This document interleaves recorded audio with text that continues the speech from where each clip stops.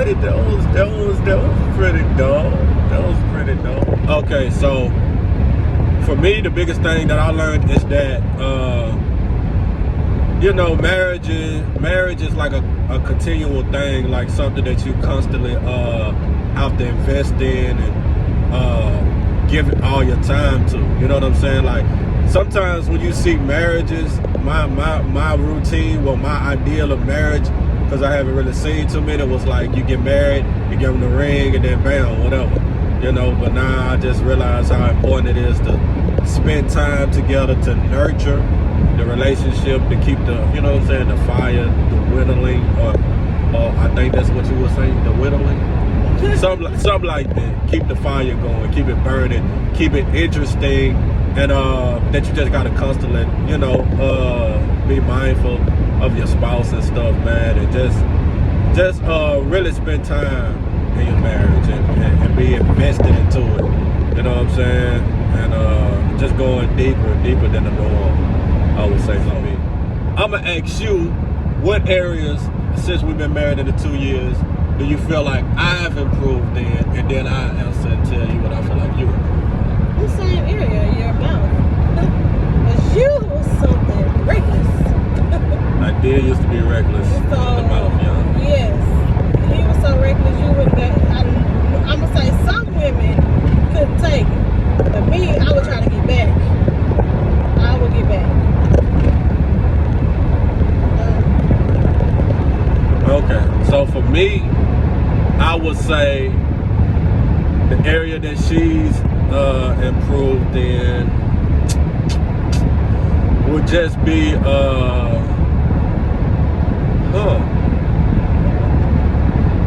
you really ain't improved much over these 2 years. You really ain't. She's really the same person, y'all. She's still me. She don't listen to what I say. I mean, she really haven't changed much. Like, I don't know why I'm still in this. She really hasn't changed much. But I would say you definitely have got better with your communication.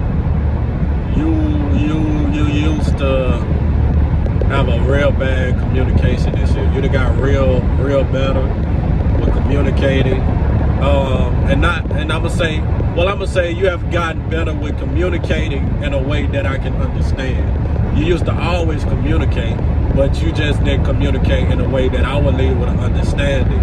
So I would say you definitely got better with your communication skills for sure. Like, you're able to express yourself in a way that I'm able to understand what it is that's going on. So you have learned how to bottle your emotions, channel them, and kind of slow it all down, all the thoughts in your head, and give me something that I can grab on to and try to correct.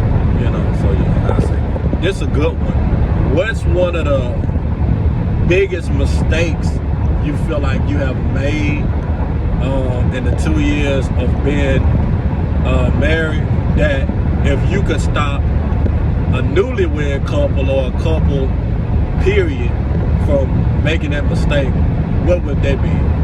Don't hide how you feel. Don't hold it in the inside, because eventually you become a ticking bomb. It is everything at the bottom. That's good. That's good. Can you give an example on that? Yeah. Many times I used to be the one to just walk around. When he hurt my feelings, I'll be the one to just walk around and not say anything, continue to hold it, and then it just all of a sudden he do the wrong thing, and then all of it come out. I'm crying, I don't know what to say. I'm probably going off, want to leave the house, ready to leave him.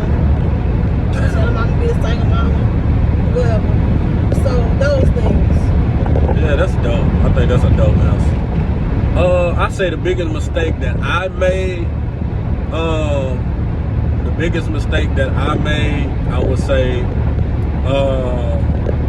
was holding you responsible for my happiness. I think that was like the biggest mistake that I made. Making you responsible for me feeling complete, me feeling happy, me feeling whole.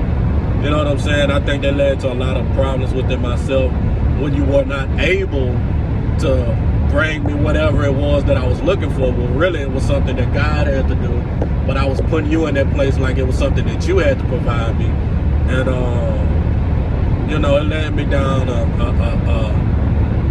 terrible path, you know what I'm saying? Like, with just all the stuff that we've been through, the arguments, the down talking, you know what I'm saying? The cutting you with my words, you know what I'm saying? Liking pictures that was inappropriate, and you know what I'm saying? Doing all type of crazy stuff, looking outside the marriage, you know what I'm saying?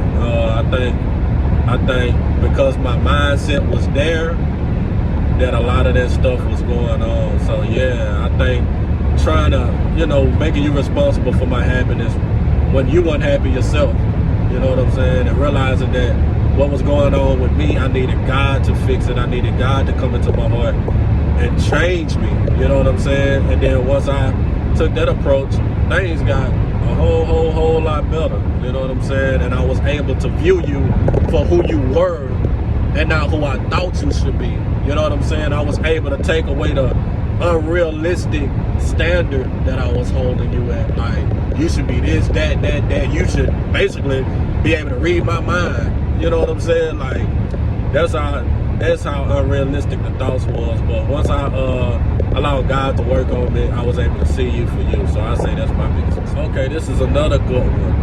What would you say was one of the most proudest moments of marriage? Like, what would be one of those mountaintop experiences of our marriage you've had so far? You know, so it's kind of biased, but one of the best moments for me is the day that we birthed our baby. Because when she came out, I know he felt that I was nervous for one going into the surgery, but I was so ready to get her out that I really didn't care how they got out. But the moment that she came out and I heard her cry, and I cried, and I looked to him and he cried.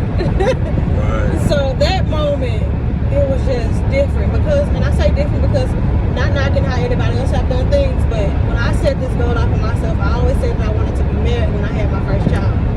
So it was a different kind of experience. It was on a different level for me because I was married when I had my first child, and I got to witness that with my husband. So it's a different type of connection. Okay, with that being said, we kind of talked about a little of how I was, you know, had a little infidelity going on. Let's be real about it. We kind of talked about that. And you talked about birthing irony. I think that was a great moment. It was an experience, y'all. I cried because I was so thankful that God allowed my wife to experience childbirth, because we did go through a miscarriage. You know, talk a little bit about the miscarriage. I think that'll be that's something people should know about, like the feelings of how you went through depression and stuff like that, y'all. Yeah, I got pregnant the day we got married, so that was not the actual date. I ain't wait no time, y'all. It was July 2019 when I got pregnant. By October 13, 2019, I lost the baby. I didn't expect, it was days I cried. Even when they told me what was going on, I cried. The days leading up after that, I thought I was okay. And not knowing that I was suffering from a depression, it was almost like postpartum or worse. Because you felt like, for some reason, I always feel my babies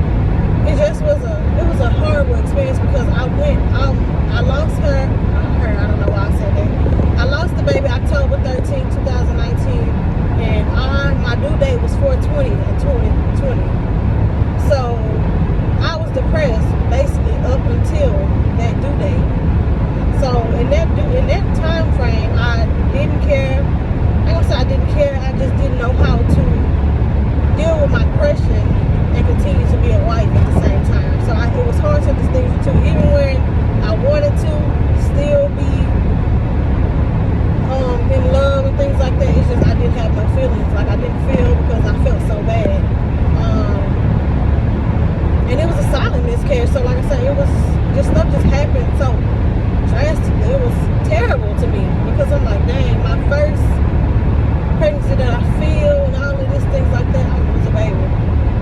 I lose the baby that I was gonna give him. So it was a lot. Yeah, and you know, speaking of the depression and stuff, from the fella side, y'all, I didn't even know, and that was on me. I didn't even know, and so I took a lot of that neglecting and that distance of my wife as something personal towards me, like she wasn't in love with me anymore, that she just didn't, want your boy no more, like she was sick and tired of me or something, and not really understanding how my wife felt, what type of emotions were you experiencing, you know what I'm saying? Because I'm like, okay, I never held the baby, you know what I'm saying? I'm like, okay, suck it up, move on. Like, I'm used to that in life. But I didn't realize how bad of an impact it had on you. You know what I'm saying? So, that's another thing that marriage has taught me, to just be more in tune with your feelings and how you, you know what I'm saying, of going through life and how you experience and stuff. And that's why I used to always tell you, like, if God did it for Abraham and Sarah, he could do it for us. You know what I'm saying? And so when we got there and the baby actually came out and to hear the baby crying, it made me cry, because I know how you had to fight through the depression. You know what I'm saying? I know how you was probably scared the whole pregnancy. I know you was. You were checking with y'all. She would check she would use that Doppler so much to listen to the baby heartbeat.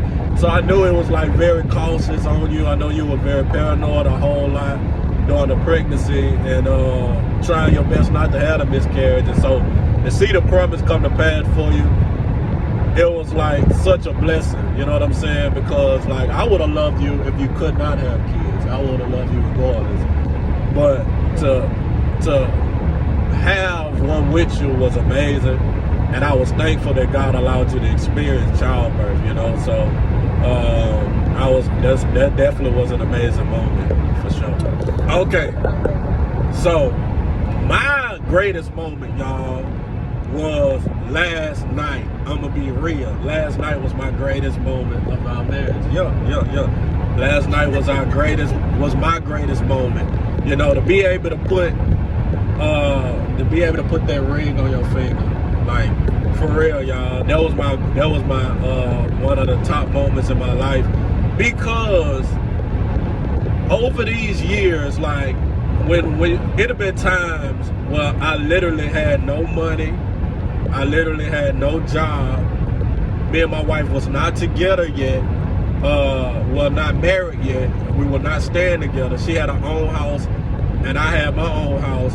She would literally come to my house. I didn't have no job, no money, and she would put food in my refrigerator. And she would make sure that I was okay. You know what I'm saying?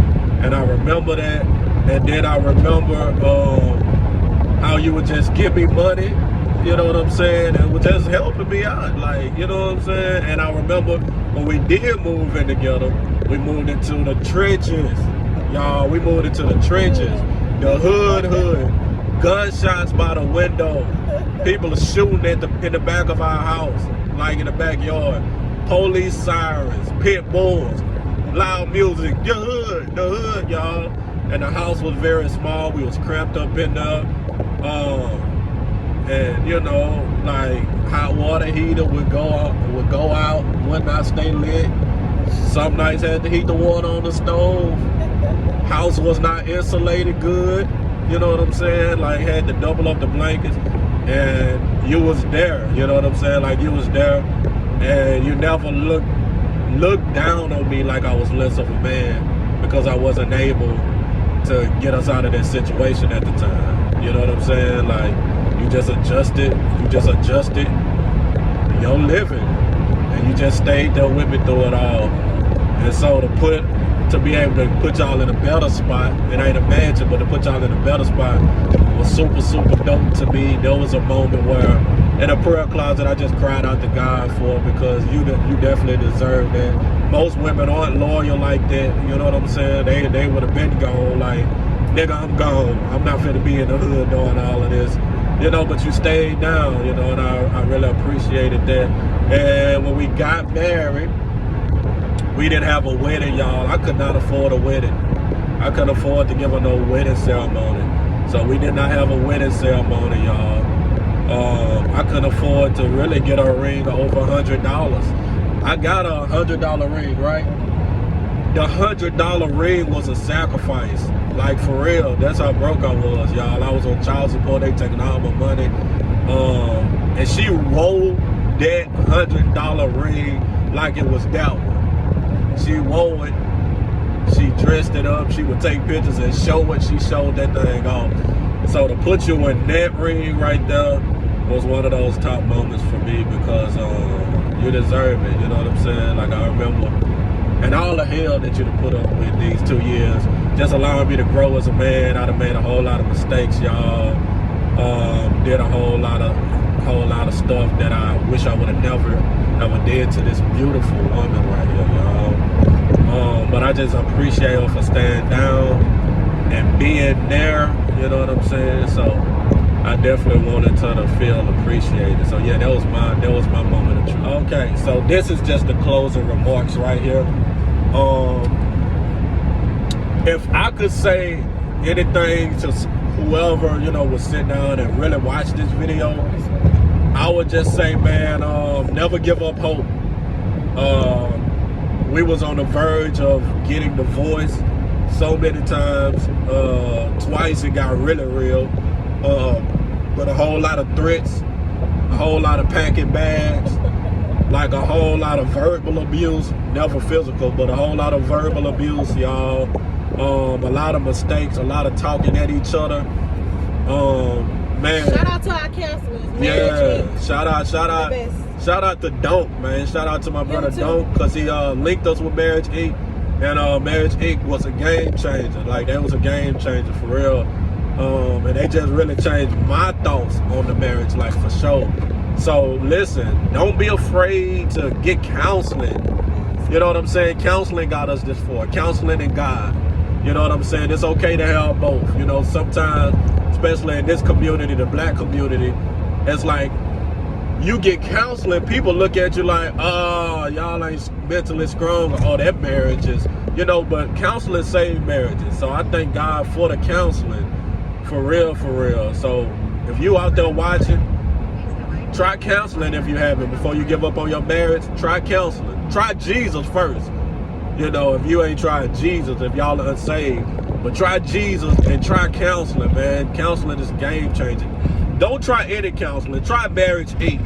Try Marriage Inc. I'm gonna say that. That's who work. All counseling don't work. Try Marriage Inc.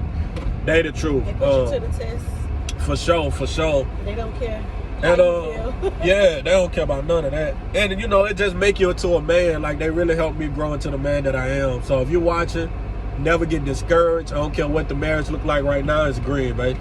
I don't care what the marriage look like right now. Keep going. Keep fighting. Listen, y'all, we're the generation that's so easy to give up on marriages. Man, don't give up on your marriage because it's a rough spot, y'all. Nothing lasts forever. Now, if they beam you, get up out of there. You know what I'm saying?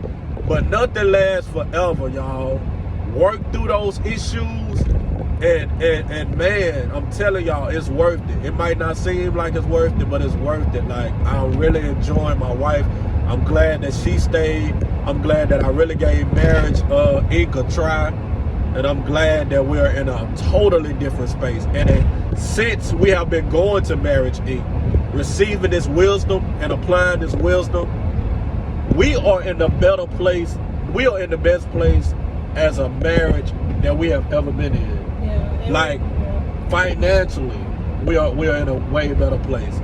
The house, the living conditions, we're in a way better place. You know what I'm saying? Mentally, we're in a way better place. And like, so all type of doors are opening, all type of favors opening. We got a beautiful daughter. I have custody of my daughter. Like, we're in a better place. Yeah, and I want to add, not only that, is we're in a place to where we can sit down with our friends, the married couples, Right. and talk to them and help them when they're going through, because we talk to some people that be ready to walk out too. And giving a conversation or giving our testimony, they stay. All right. So it's just, I like being able to help people. I come across people who don't even, know my husband, but they may know me just to go sit down and get my hair done, and I could be talking to somebody and not even knowing it, and I'm helping them their marriage just from what I've learned and what I've been through. So that's a big thing for me. It's being able to help somebody else as well. Yeah, and it's all over the globe. Like, we are impacting so many couples, like for real, like all over the globe. It's everywhere. And God just gonna continue to bless our union. God told me a long time ago that He was gonna use my marriage, both of us. Because it's one thing to know, like, Lord, what's my purpose? And she can go to God and be like, Lord, what's my purpose? But it's a different thing when you go to God and say, okay, we're married now. We're supposed to be one. So what is our purpose? What have you called us to do through our marriage? Not just individually, but through our marriage. Since God has just been giving me wisdom and insight, I just been excited and trying to work towards that, and I can't wait till we're just at that place and we get to that place where it's manifested and we're doing what we're doing now behind closed doors when ain't nobody watching all over the world. You know what I'm saying? And when I get that first big check, when we get that first big check, I'm gonna go pop Marriage Inc. off. You know what I'm saying? Just with a little love offer. So we love y'all, man. This concludes our little vlog, our little Q&A, our core conversations. We have made it back, y'all. About to go get these kids and lay down. You see us, she tired, y'all. Love y'all. Peace and blessings over you, your journey. Life is beautiful. Life is beautiful. Marriage is beautiful. But you won't get to those beautiful moments if you can't endure the hard moments. Like, you just won't get there. You won't get there. So endure, be blessed, and remember, if Jesus is in the center, you are a winner. Bars. That was going on.